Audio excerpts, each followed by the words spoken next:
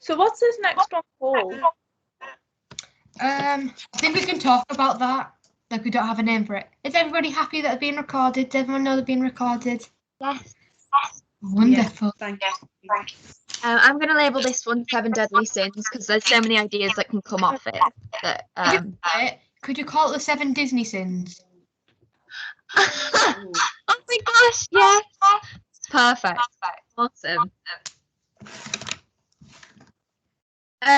So we'll start with strengths and ideas and just general stuff of things you'd like to add. If you'd like to go first.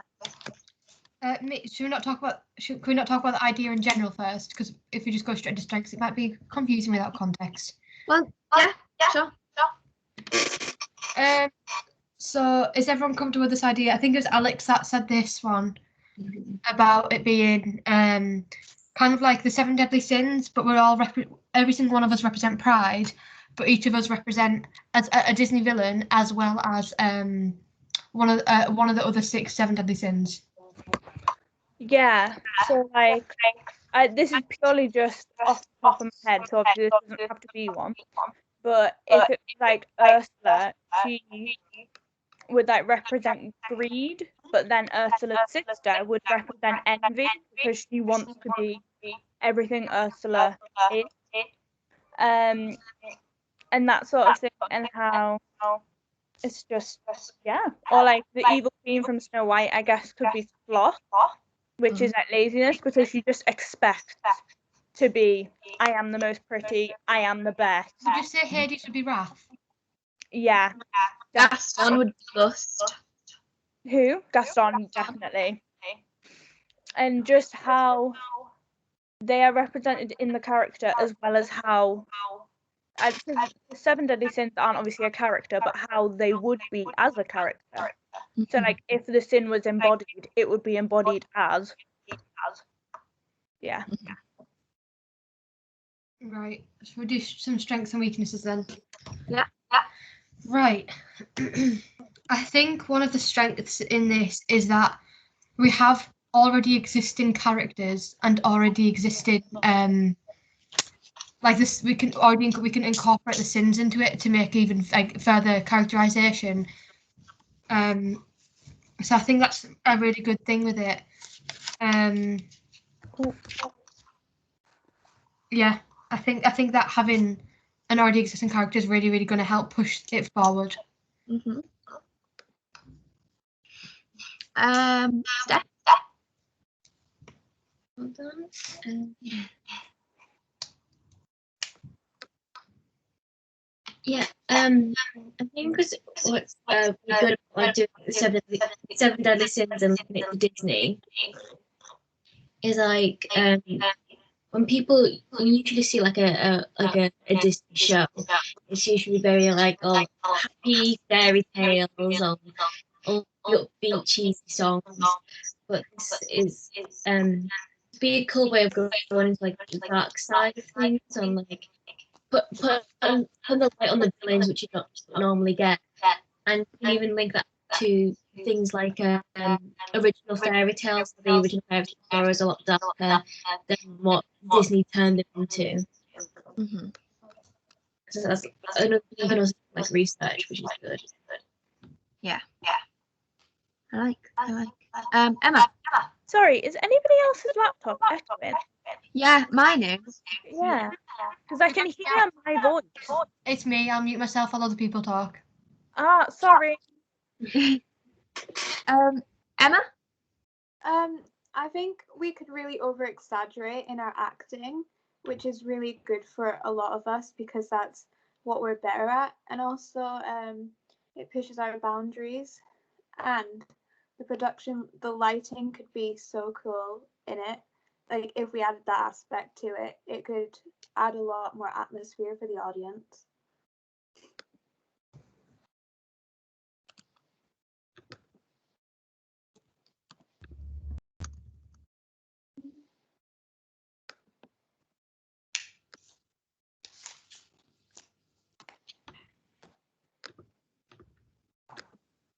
Cool. Alex?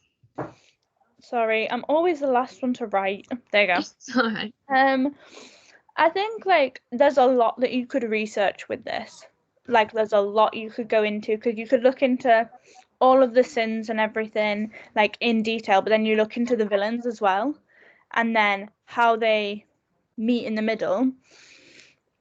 And I'm guessing because it's using the word sin, I'm guessing it's a religious thing. So there's probably another religion aspect to look into. So the 7 deadly sins comes from I think it's Christianity. It's like so basically when you die you either go to heaven or hell, or you go to purgatory, which is like in between. And basically if you go, Oh, you froze. Oh.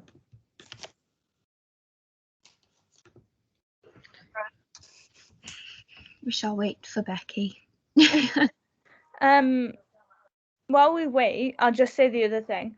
I Yeah. think it's a really interesting idea that this, like, you know how children are supposed to be innocent and pure and they're like untouched by evil or sin, but there's the sins in the programs they watch. They see them there and it's represented in them. So I think that's interesting that they are actually exposed to it.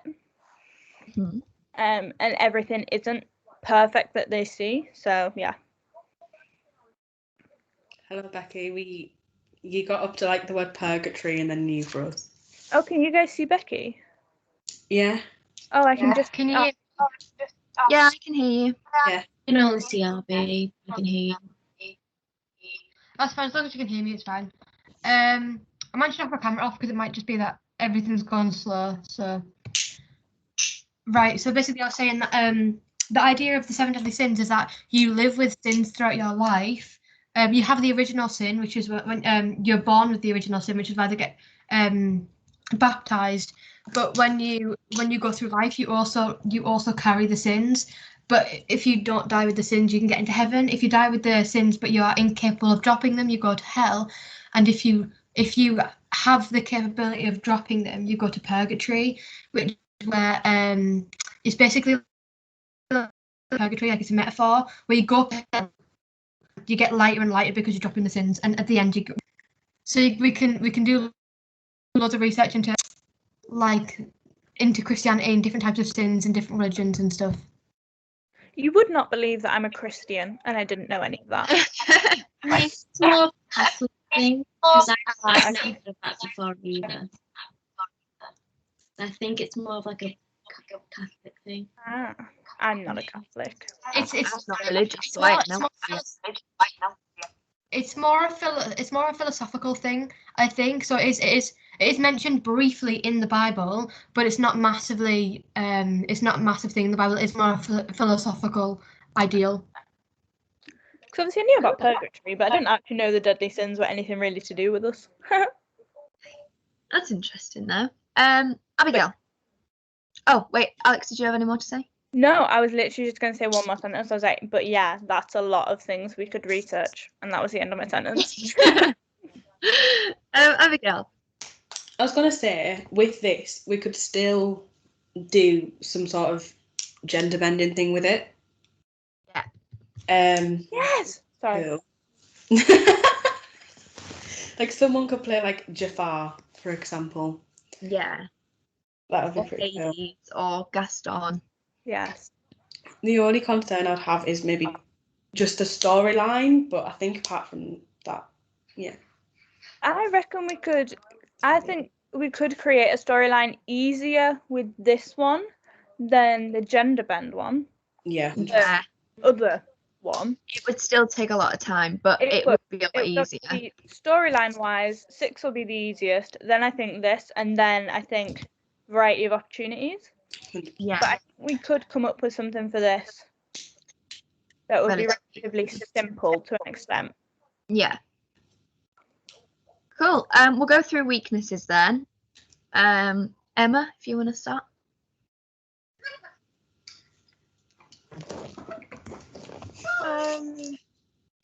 I was thinking production as well. Obviously the lighting's good, but you know, everything else would be quite hard. And also the time frame we have to do all of this in 7 weeks, including holidays. Well, not including holidays. It'll be a lot to do. Yeah.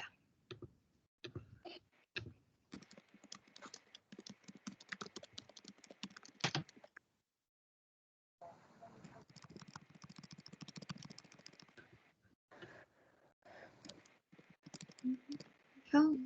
Steph?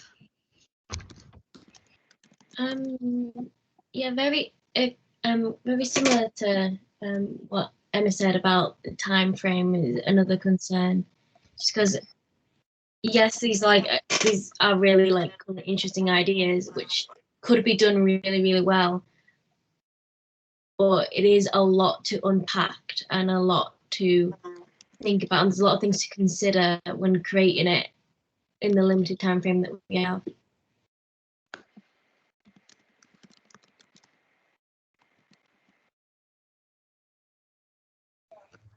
Yeah, it's a very complex idea. Yeah, it's a lot of ideas brought Together. Yeah.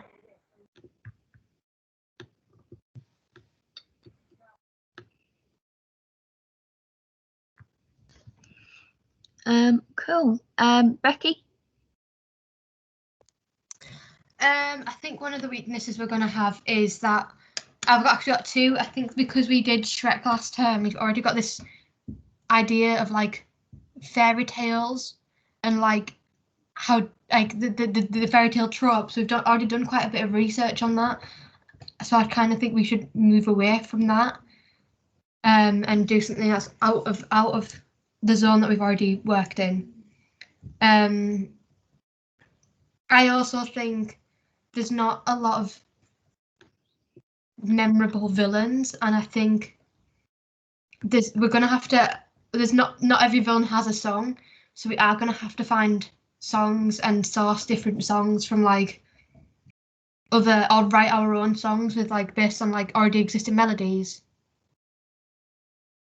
So I think that'll be a bit of a pain to accomplish, especially in the short amount of time we have to learn everything. We're gonna have to find things before we learn them. Alex.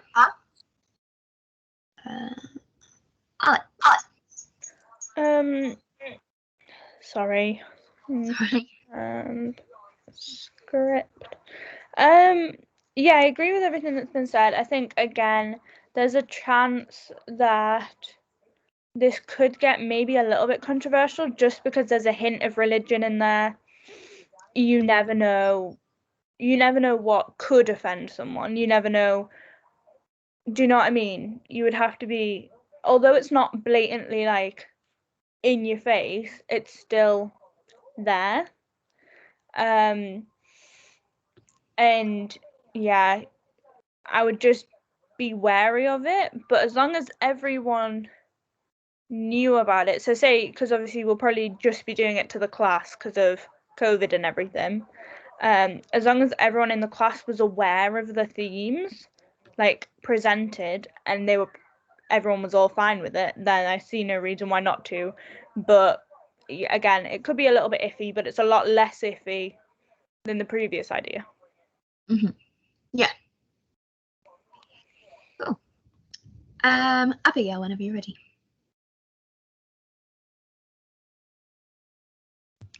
I was going to say the same as Becky about potentially having to rewrite songs, and that would take up a lot of time. Considering we have 7 weeks, we ideally need to start rehearsing with a full script as soon as we get in. As I say, obviously we'd have to source some acting pieces from somewhere and somehow make all the villains link somehow, because a lot of them are from very contrasting fairy tales, so it might be a lot harder to make them link. And yeah, as Alex said, obviously the religion thing, we'd need to make sure everyone was comfortable about it. Yeah. I suppose one way you could do it is the sins are in like purgatory or hell, like that's the original sins or something, and they're all together anyways, and they're just being presented as, like, so to bring the sins into the world, they need to be seen as something for us to see them. I don't know. I feel like I said the word see too many times. No, I get. It needs for the sins to enter the world and be something relatable, something that we can recognise. Yeah, so they create these characters from a young age. The children are watching them and relating to these characters, like, oh yeah, I would want to be queen too. I would want to do that. Do you know what I mean? That's a good idea. I like that. So you could do it that way. Sorry, I do have one other issue, and it's if, for example, we go into another lockdown, how are we going to move this show to an online format? I think it would be doable because no matter what, even if we are in person, we are still going to have to social distance like mad, just so that we all stay safe. So we're never going to really be touching each other. And as long as we know on screen where we'll be, so say I always have Natalie on my left and I always have Abigail on my right, so I know that when I'm addressing them which way to look, it should be okay. But obviously there's always going to be issues with it. Cool. I'd say my only concern would be it's a variety show again, kind of thing. I mean, it's not, but I feel like in order to make it feel like it's not a variety show, we'd have to put in a lot of work on creating a storyline, a proper storyline that's not just linking some things together like we would in a variety show. It's a lot more in-depth idea. And I think if it came across as a variety show when we weren't intending it to, it would look bad. And I think we'd have to work really hard. And again, in the short amount of time that we have, it's difficult. And as much as I love all our variety ideas, I'm a bit put off it purely because we've just done a variety show. And I feel like we need to put something across that's more storytelling, which would be relatively difficult. I mean, it's doable, but it would take a lot of time. I don't think we'd be able to polish it completely without full attention on it. I mean, obviously we'll have our full attention on it at all times, but do you know what I mean? It'd be difficult. That's about it for me. So unless anyone's got anything to say. I had one idea of how it could be like presented. Mm-hmm. If that makes sense, to try and like come up with some sort of cohesive story. So you know, like in Cell Block Tango, it's all the different murderers. They're coming together saying, "Oh, we're so angry," blah blah blah. But then they break off and do their own little thing. Well, the show could be one big version of that, if that makes sense. So they're all together in wherever. I'm not sure where the sins would live, but wherever. And they're all talking with each other about how they need to integrate themselves into our lives and into humanity.